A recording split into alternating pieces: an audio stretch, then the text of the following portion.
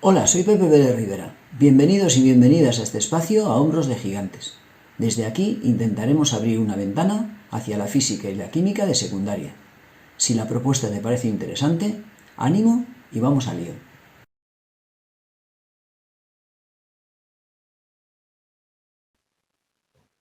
Vamos a estudiar para el curso de segundo de bachillerato y dentro del tema relatividad, la relatividad de Galileo. En 1905, Einstein desarrolla la teoría especial de la relatividad. Es una teoría en la cual explica la contracción del espacio y la dilatación del tiempo cuando un móvil se desplaza en movimiento relativo a una velocidad cercana a la velocidad de la luz. Posteriormente, en 1916, publicaría la teoría general de la relatividad, una teoría de la gravitación. Nos ocupará a lo largo de este tema la teoría especial. Empezaremos analizando cómo entendía la física clásica la relatividad.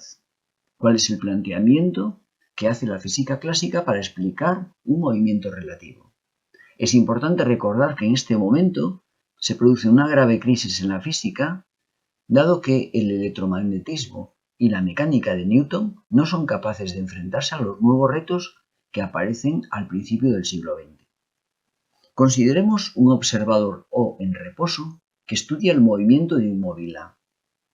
Tenemos un sistema de referencia y consideraremos que el movimiento se produce únicamente a lo largo del eje X. Tenemos nuestro sistema de referencia que consideraremos fijo y analizaremos el movimiento del móvil situado en el punto A.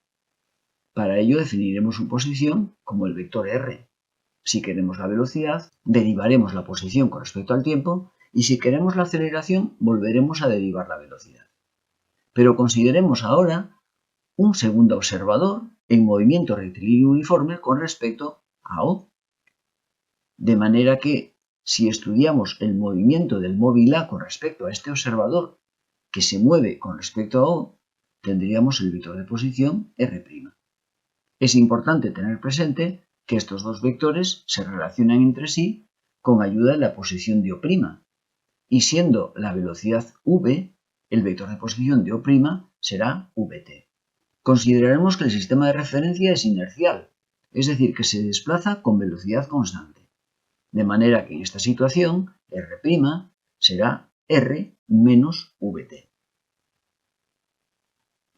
Galileo plantea unas ecuaciones de transformación para pasar de un sistema a otro. Y suponiendo, tal como lo estamos haciendo, que únicamente hay movimiento a lo largo de X, ten en cuenta que las coordenadas Y' e Y, es decir, coordenada Y con respecto al sistema de referencia móvil y coordenada Y con respecto al sistema de referencia fijo, son iguales. Y exactamente lo mismo pasará con Z y Z'. Galileo plantea asimismo que los tiempos que miden ambos observadores son iguales, con lo cual T' y T también coinciden. Este es el planteamiento que hace Galileo, que se puede hacer desde la física clásica, y serían las ecuaciones de transformación que nos permitirían obtener la posición de un móvil con respecto a un sistema de referencia, conocida la posición con respecto al otro. Consideremos un tren que se mueve con una velocidad de 25 metros por segundo y que en cierto instante lanzamos hacia adelante una pelota con una velocidad de 35 metros por segundo. Esta sería la situación. El tren va avanzando y en un momento determinado lanzamos la pelota. Un observador situado en el andén, es decir, fuera del tren, leería una velocidad para la pelota que sería la suma de la velocidad que tiene el tren hacia adelante más la velocidad que estamos comunicando a la pelota también hacia adelante. Con lo cual, si sumamos ambas velocidades, este observador mediría para la pelota una velocidad de 60 metros por segundo. Consideremos ahora que lanzamos hacia adelante un pulso de luz. Viajamos en el tren y en un momento determinado encendemos una linterna para lanzar un pulso de luz. Siempre según Galileo procederíamos igual que en el caso anterior. Un observador situado en el andén sumaría a la velocidad del tren la velocidad del punto de luz, de manera que la velocidad de la luz sería 300.025 metros por segundo. Imaginemos que viajamos a 25 metros por segundo en el coche rojo.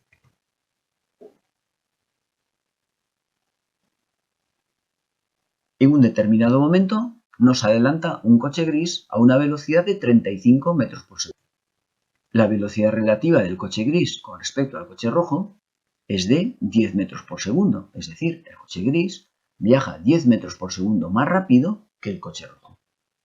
Ten en cuenta que la situación sería la siguiente. Tenemos el móvil A con respecto al observador O, siendo su vector de posición R. A continuación, si medimos la posición con respecto a O', la posición es R'. De manera que R' es R menos Vt. Si derivamos esa expresión, la derivada de R' con respecto a t nos dará la velocidad con respecto a O'.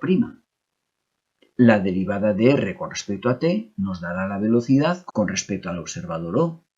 Y la derivada de Vt con respecto al tiempo, si la velocidad es constante, es la velocidad con la que se mueve el observador O' con respecto a O.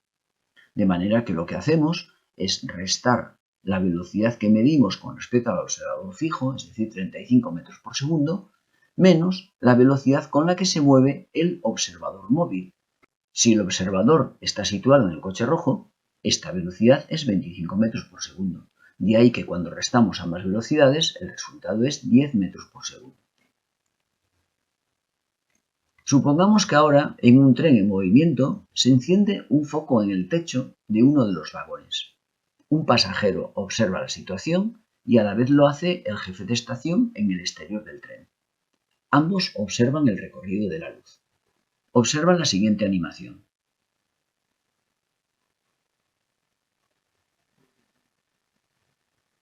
Observa que se señalan con unas flechas el punto en el que se enciende la lámpara, el foco, y el punto en el que impacta en el suelo del vagón. Ten en cuenta que para el pasajero la trayectoria es vertical, AB. Sin embargo, cuando el jefe de estación observa la situación, lo que ve es que el recorrido es AB'. Tal como puedes ver, el punto A es el punto que señala la primera flecha y B' es el punto que señala la segunda flecha. De manera que si T es la longitud AB partido la velocidad de la luz C, T' debe ser la longitud AB' partido la velocidad C'. Ten en cuenta que nuestra figura es un triángulo rectángulo, de manera que AB', que es la hipotenusa, será C' por T'. Y ten en cuenta que es la raíz cuadrada del segmento vertical AB elevado al cuadrado más B' elevado al cuadrado. Ahora bien, AB es la distancia que recorre la luz en el segmento vertical y esa distancia será T por C. B' es la distancia que recorre en ese tiempo el tren. Por tanto, será la velocidad, estamos suponiendo que únicamente tiene componente horizontal, x por t. Con lo cual, si a continuación consideramos que el tiempo t y t' es el mismo, observa que lo que hicimos en este paso fue sacar el tiempo t fuera de la raíz cuadrada. Si ahora suponemos, tal como indica Galileo, que los dos observadores miden el mismo tiempo, podemos simplificar t y obtenemos que C' es más grande que C. Es decir, la velocidad que mide el observador que va dentro del tren es más pequeña que la velocidad de la luz que mide el observador que está en el exterior. Observa que la figura que corresponde al triángulo rectángulo la hemos construido con distancias. AB sería el producto CT, AB' sería el producto C'T', BB' sería el producto Vx por T. Si el tiempo es el mismo para los dos observadores, lo que haríamos sería dividir cada uno de los segmentos entre t, que es lo equivalente a simplificar nuestra expresión. De ese modo obtendríamos un triángulo semejante a este, en donde C' sería la hipotenusa de ese triángulo semejante, C sería el cateto vertical y Vx sería el cateto horizontal. Por tanto, C' sería mayor que C. Y esto es todo en esta ocasión. Si te pareció interesante la propuesta, nos vemos caminando entre la ciencia como siempre, subidos a hombros de gigantes.